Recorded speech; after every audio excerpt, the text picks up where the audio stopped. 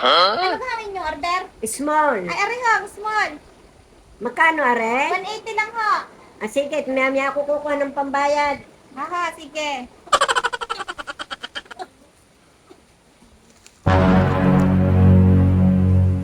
Tama at yung wala na rin itlog. Ay, may nagmamayari na gana rin. Wala pa kuya.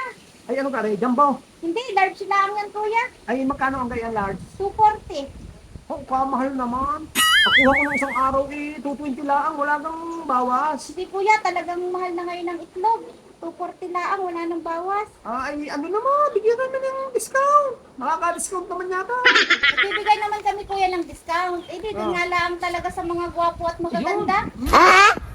Harap nga daw sa kanan. Sa kaliwa. Naku. Hindi talaga kuya, kahit sa anggulo, 240 talaga.